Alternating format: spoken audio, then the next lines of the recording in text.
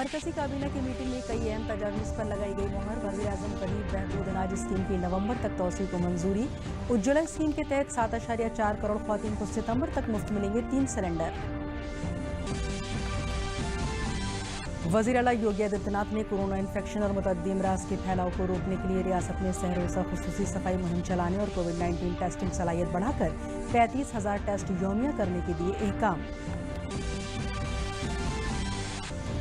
कानपुर में बदमाशों के साथ तसादुम में शहीद हुए पुलिस एहलकारों के अहल खाना को हुकूमत की जानिब से वुज़रा ने प्रयागराज, झांसी, मथुरा और कानपुर पहुंचकर सौंपी 1 करोड़ रुपए की इक़्तिसादी मदद।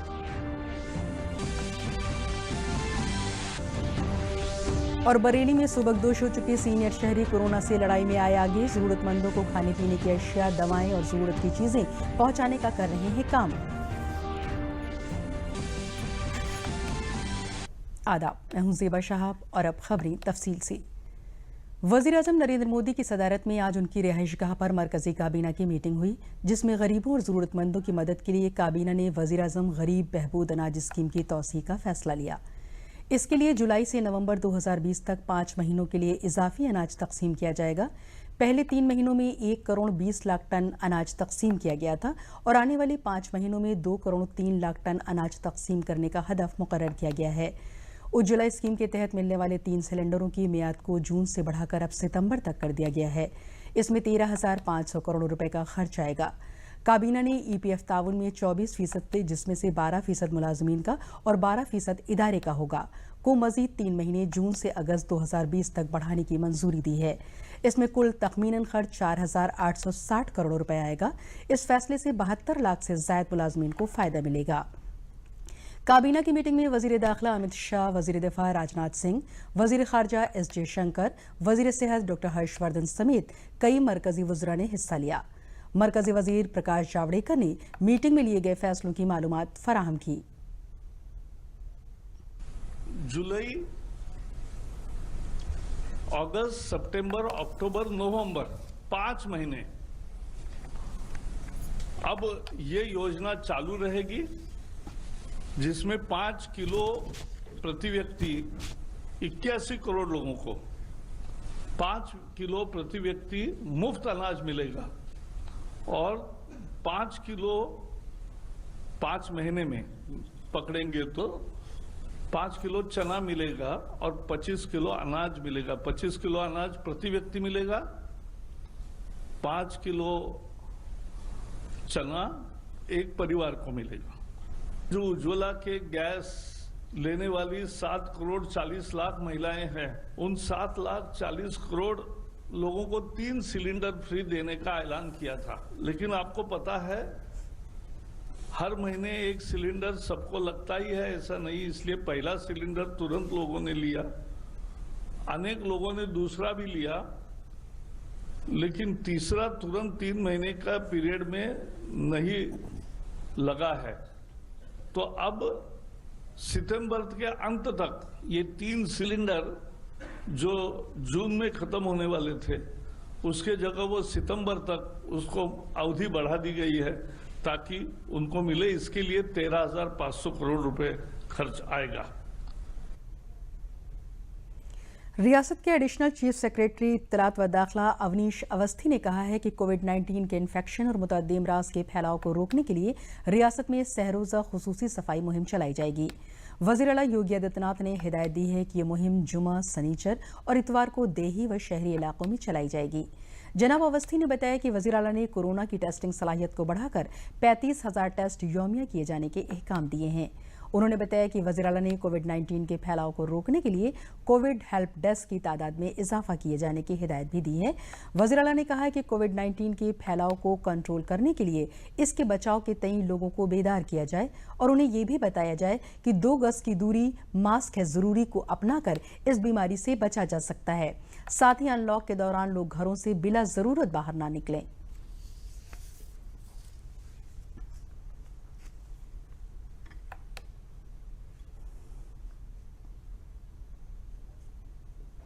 कोविड-19 के प्रसार को नियंत्रित करते हुए जो है सभी लोगों को जागरूक करने के लिए पब्लिक एड्रेस सिस्टम को भी क्रियान्वित करने का निर्देश दिया गया है।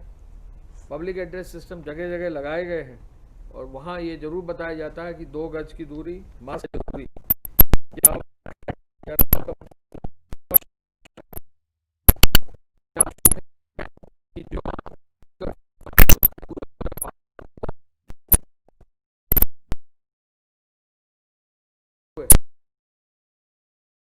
फ्राइडे, सैटरडे, संडे 3 दिन लगातार पूरे प्रदेश में सभी 75 जनपदों में अर्बन और रूरल एरियाज में स्वास्थ्य का, स्वच्छता का और पेयजल का एक सफाई का अभियान चलाया जाएगा। हर जिले में एक प्रभारी अधिकारी रखे जाएंगे और यहाँ जाकर पंचायती राज संस्थाओं में, नगर निकायों में सफाई को मॉनिटर भी करेंगे। एडिशनल चीफ सेक्रेटरी सेहत अमित मोहन प्रसाद ने आज प्रेस कॉन्फ्रेंस के दौरान बताया कि रियासत में गुज़िश्ता 24 घंटे में कोरोना के इन्फेक्शन के 1196 नए मामले सामने आए हैं। उन्होंने बताया कि रियासत में कोरोना इन्फेक्शन के एक्टिव मामलों की तादाद 9,980 है। इसके साथ ही रियासत में अब तक 20,331 लोग कोरोना के इन्फेक्शन से पूरी तरह सेहतयाब होकर अपने घर जा चुके हैं।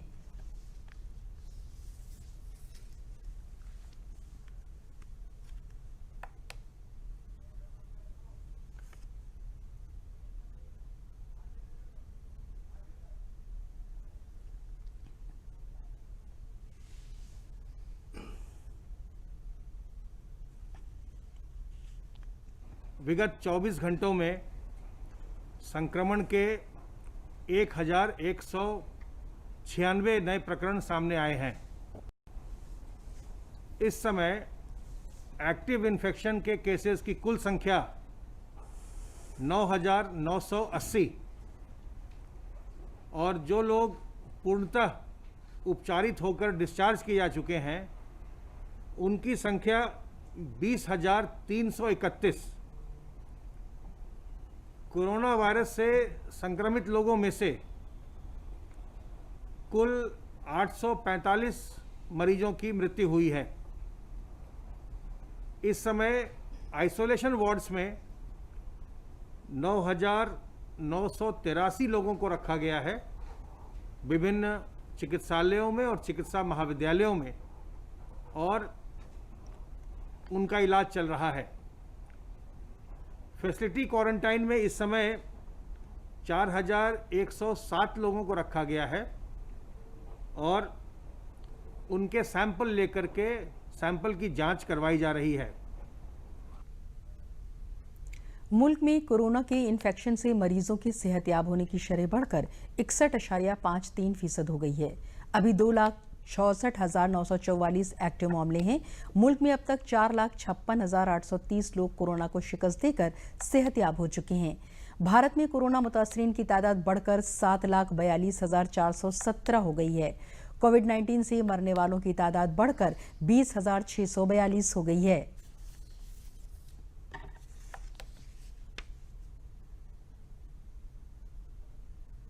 वहीं पूरी दुनिया में कोरोना का कहर जारी है। दुनिया भर में 1,17,87,000 से भी ज्यादा लोग इससे मुतासर हैं। वहीं 5,42,000 से भी ज्यादा लोगों की कोरोना के इन्फेक्शन से मौत हो चुकी है। दुनिया में कोरोना से सबसे ज्यादा मुतासर ममालिक में अमेरिका सहरे फहरिस्त है, जहां 29,91,000 से भी ज्यादा लोग कोरोना के इन्फेक्शन का शिकार हैं और 1,31,000 से भी ज्यादा लोगों की मौत हो चुकी है।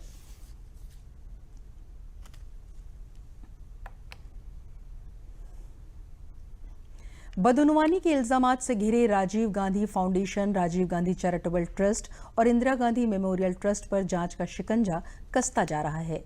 मरकजी वजारत दाखिला ने इन तीनों इदारों के खिलाफ लगे बदउनवानी और दीगर संगीन इल्जामात की सही तरीके से तफ्तीश के लिए एक आला सतही कमेटी की तश्कील की है।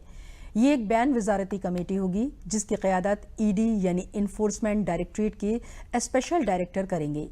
ये कमेटी मुख्तलिफ एजेंसियों के जरिए की जा रही तफ्तीश के दरमियान कोऑर्डिनेशन और तालमेल कायम करने का काम करेगी। दरअसल कुछ रोज कबल ये मामला सामने आया था कि राजीव गांधी फाउंडेशन में चीन से बड़ी रकम ली थी। बाद में फाउंडेशन से जुड़ी तंजीम और लोगों ने चीन के साथ फ्री टू एयर जैसे मुआहदों को आगे बढ़ाने की वकालत की थी। इल्जाम में ये भी लगे हैं कि फर्जी कंपनियों और टैक्स हेवन माने जाने वाले ममालिक से मनी लॉन्ड्रिंग की खिलाफ वर्जी करते हुए इन इदारों में पैसा आया, ऐसे में मुख्तलिफ एजेंसियों के जरिए की जा रही जांच को लेकर तालमेल में बनाने के मकसद से ये आला सतही कमेटी तश्कील दी गई है।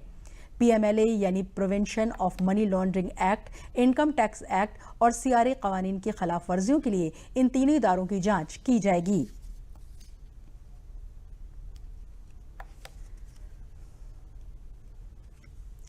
कानपुर वारदात को अंजाम देने वाले विकास दुबे का साथ और शातिर मुजरिम अमर दुबे को यूपी STF ने हमीरपुर में मार गिराया है।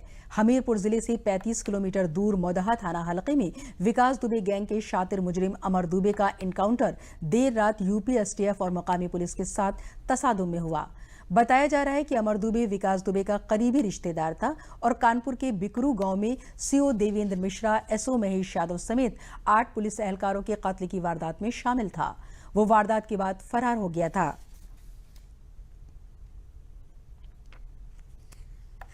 गुर्गा था ये आज थाना मोदहा पुलिस टीम को और साथ में STF की टीम को ये सूचना मिली थी कि अमर दुबे नाम का एक व्यक्ति जिसने कि कानपुर में पुलिस कर्मियों पर फायरिंग की थी और हत्या की थी, वो उसका मूवमेंट यहाँ पे हुआ है। इस सूचना पर थाना मोदहा की टीम और STF की टीम द्वारा घेराबंदी की गई तो इस व्यक्ति ने पुलिस टीम पर फायरिंग की, जिसमें कि हमारे SHO मोदहा को गोली लगी और एक STF के कांस्टेबल को गोली लगी।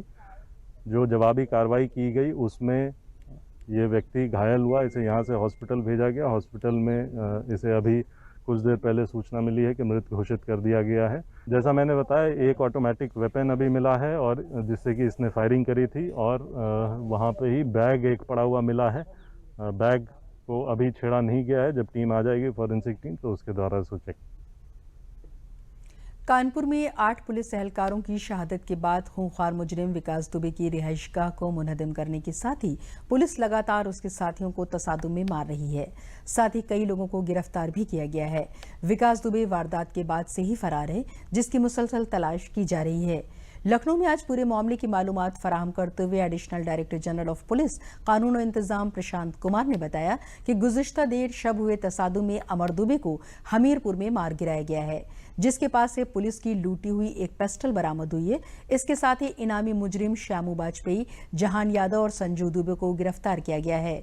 इन तीनों के पास से लूटी गई 2 पिस्टल और 44 कारतूस बरामद किए गए हैं।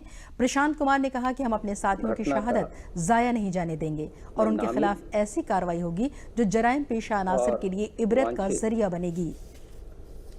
तथा 50,000 का इनामी बदमाश आज सुबह हमीरपुर जिले के थाना मोदहा अंतर्गत STF और स्थानीय पुलिस के संयुक्त मुठभेड़ में मारा गया, जिसकी पहचान अमर दुबे पुत्र संजीव दुबे, गांव निवासी बिकरू, थाना चौबेपुर, जनपद कानपुर नगर के रूप में हुई। इसी क्रम में बीती रात एक अन्य अपराधी 50,000 का इनामिया श्यामू बाजपेयी, जो कि उस FIR में नामजद है, तथा जहान यादव, ये भी नामजद अभियुक्त है, तथा एक अन्य अभियुक्त संजू दुबे को कानपुर नगर की पुलिस ने गिरफ्तार किया है। प्रयागराज में काबीना वजीर सिद्धार्थनाथ सिंह ने शहीद सब इंस्पेक्टर नेबुलाल की अहलिया श्याम देवी को 80 लाख और वालिद कालिका प्रसाद को 20 लाख की इमदादी रकम सौंपी। सिद्धार्थनाथ सिंह ने कहा कि मुजरिम नेबुलाल की शहादत रायगा नहीं जाएगी और मुजरिमों को बख्शा नहीं जाएगा। उनकी जद्दोजहद समाज को तरगीब देती रहेगी। शहीद के कुनबे को 1 करोड़ रुपए की रकम RTGS के जरिए पेश कर दी गई है। उन्होंने कहा कि इक्तिसादी मदद से शहीद के कुनबे को जिंदगी में आगे बढ़ने में मदद मिलेगी। योगी हुकूमत ने फैसला लिया है कि उनकी याद में खेल का मैदान यादगार और तरगीब के तौर पर बनाया जाएगा। उन्होंने कहा कि मैं सोगवार कुनबे के साथ हमेशा खड़ा रहूंगा। जो एक शहादत होता है उसके सामने कुछ भी नहीं है, बहुत छोटी सी चीज़ है। लेकिन आने वाले समय में उससे मदद मिलती है परिवार को। तो 1 करोड़ रुपया, जिसमें कल ही उनकी धर्मपत्नी के नाम पे 80 लाख रुपए उनको ट्रांसफर सीधा कर दिया गया है। 20 लाख रुपए पिताजी के अकाउंट में किया गया है।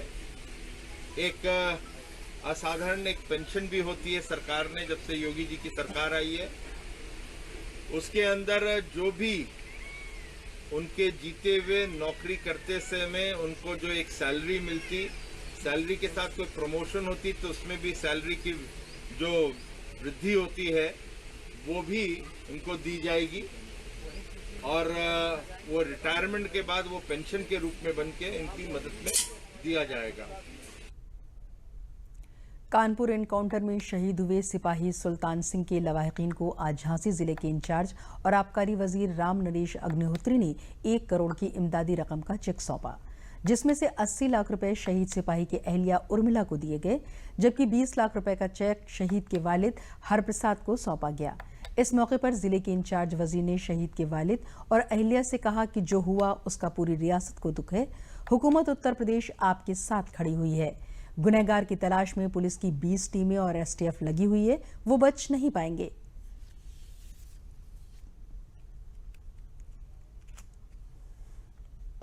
मृतक की पत्नी को 80 लाख रुपया और मृतक के पिता को 20 लाख रुपया, कुल मिलाकर 1 करोड़ रुपया देने की घोषणा जो हमारे प्रदेश के माननीय मुख्यमंत्री योगी जी ने की थी, उसको पूरा कर दिया गया है। पैसा दोनों के खाते में पहुंच गया है। पत्नी ने क्या मांग की आपसे? पत्नी ने क्या कहा आपसे? पत्नी ने कहा कि जो दोषी है, अपराधी हैं, जिन्होंने मारा है, वो मारे जाएं या पकड़े जाएं, ऐसी उसकी इच्छा है। वो इच्छा भी पूरी होगी। पुलिस की 20 टीमें लगी हैं, एसटीएफ लगी है। किसी भी कीमत पर बख्शा नहीं जाएगा। सरकार उनको छोड़ेगी नहीं। मंत्री सलमान खुर्शीद ने एक बयान दिया है कि जिस प्रकार से घर तोड़ा गया, गाड़ी तोड़ी गई, ये किस कानून के तहत तोड़ी? इस पर क्या कहना आपका? वो कानून है शासन के पास, तोड़ने का कानून है, उसी कानून के तहत तोड़ा गया। रियासत के वजीर तवानाई श्रीकांत शर्मा ने मथुरा जिले के बरारी गांव के शहीद पुलिस एहलकार जितेंद्र पाल के घर जाकर उनके अहले खाना को इक्तिसादी मदद फराहम की। उन्होंने कहा कि शहीद जितेंद्र की कुर्बानी जाया नहीं जाएगी। मुजरिम बहुत जल्द सलाखों के पीछे होंगे। रियासती हुकूमत और पुलिस मुजरिमों की तलाश में लगी हुई है। वजीर तवानाई ने कहा कि जितेंद्र पाल ने कानून इंतजाम की हिफाजत और मुजरिमों के खिलाफ जद्दोजहद करते हुए अपनी जान कुर्बान की है। उन्होंने कहा कि वज़ीर-ए-आला के जरिए 1 करोड़ की इक्तिसादी मदद मुहैया कराई गई है, जिसमें से 50 लाख रुपए उनकी वालिदा रानी देवी और 50 लाख रुपए उनके वालिद तीर्थपाल को मिले हैं। श्रीकांत शर्मा ने बताया कि जितेंद्र पाल बिकरू तहसील में बलवर थाना चौबेपुर कानपुर शहर में बदमाशों के साथ तसादुम के दौरान शहीद हुए थे। उनकी कुर्बानी को हमेशा याद रखा जाएगा। मथुरा के एसएसपी डॉक्टर गौरव ग्रोवर की हिदायत पर मथुरा पुलिस के जरिए कानपुर वारदात के कलीदी मुजरिम विकास दुबे के पोस्टर अपने अपने थाना हल्के में पड़ने वाले टोल और अवामी मकामात पर चस्पा कराए गए हैं। जो घटना हुई है बहुत दुखद है। सरकार पूरा प्रदेश शहीदों के साथ में है और इनका बलिदान व्यर्थ नहीं जाएगा, क्योंकि इन लोगों ने प्रदेश की बेहतर कानून व्यवस्था के लिए अपना बलिदान दिया है। तो अपराधी बहुत जल्दी सलाखों के पीछे होंगे और ये घटना भी हमारे लिए आई ओपनर है। निश्चित तौर पर और डीप में जाएंगे, व्यवस्था को और ठीक करेंगे। कानून व्यवस्था पर हमारी सरकार ने बहुत अच्छा काम किया है और अच्छा करने की आवश्यकता है, उसको करेंगे।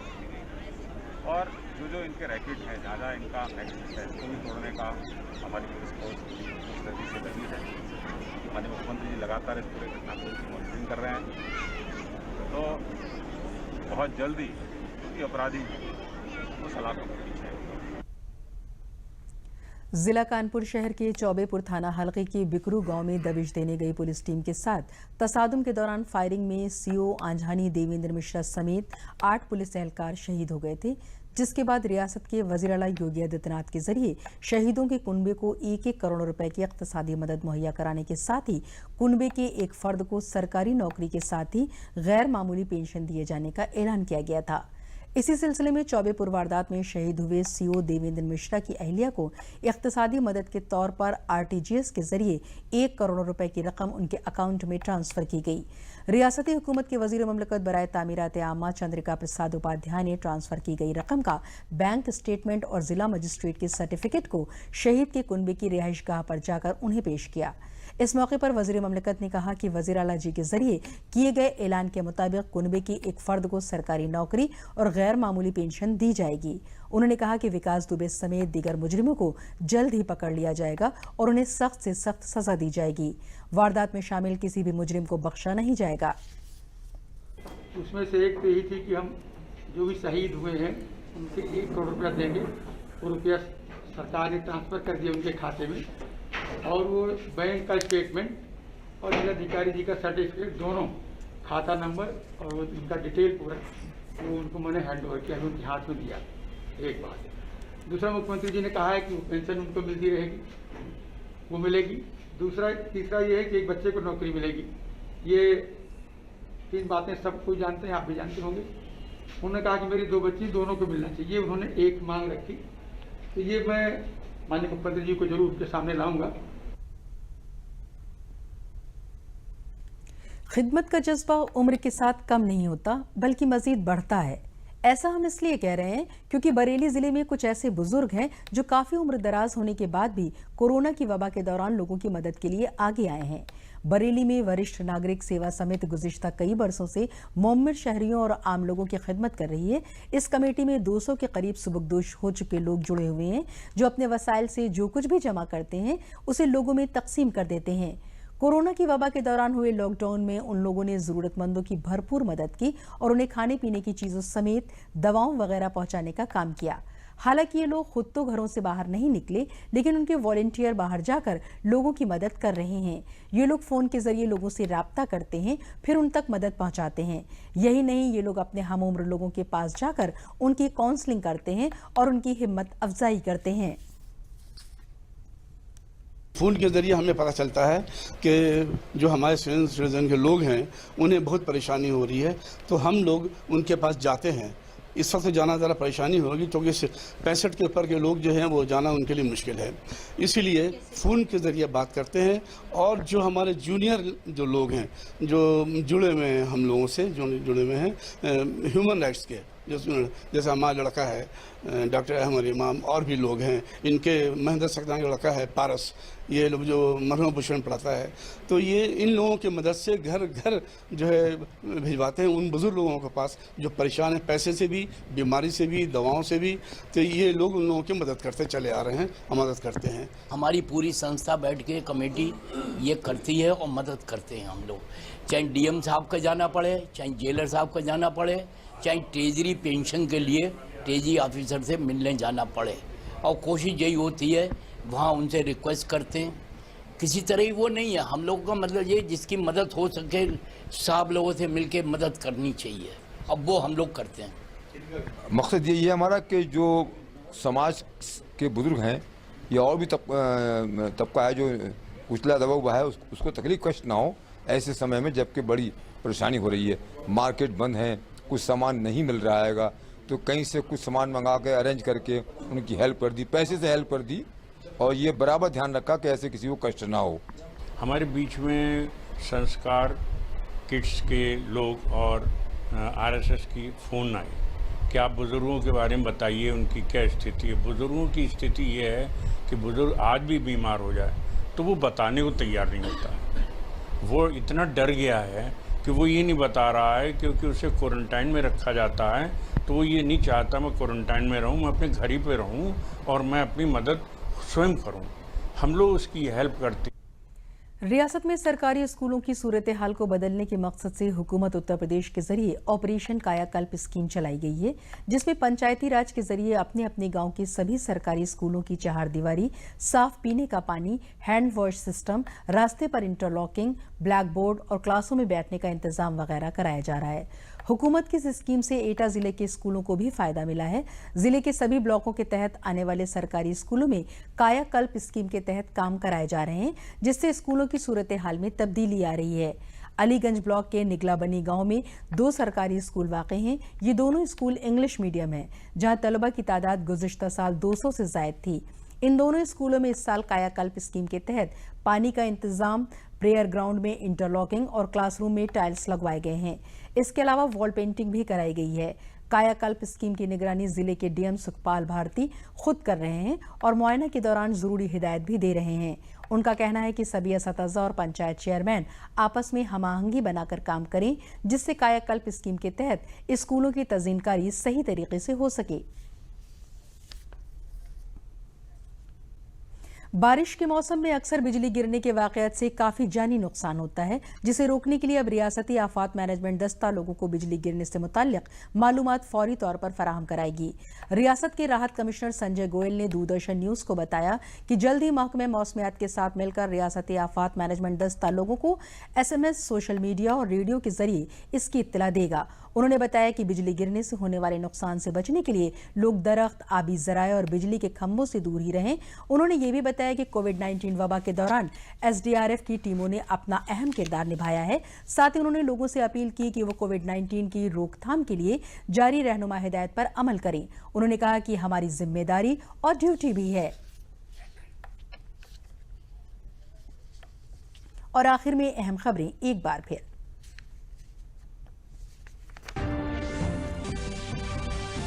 मरकजी काबीना में मीटिंग में की गई अहम तजावीज़ पर लगाई गई मोहर। वज़ीर-ए-आज़म गरीब बहबूद अनाज स्कीम की नवंबर तक तौसी को मंजूरी। उज्ज्वला स्कीम के तहत 7.4 करोड़ ख्वातीन को सितंबर तक मुफ्त मिलेंगे 3 सिलेंडर।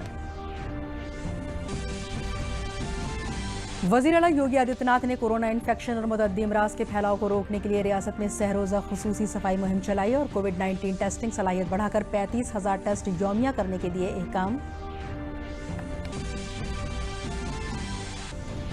कानपुर में बदमाशों के साथ तसादुम में शहीद हुए पुलिस एहलकारों के अहल खाना को हुकूमत की जानिब से वुज़रा ने प्रयागराज, झांसी, मथुरा और कानपुर पहुंचकर सौंपी 1 करोड़ रुपए की इक़्तिसादी मदद।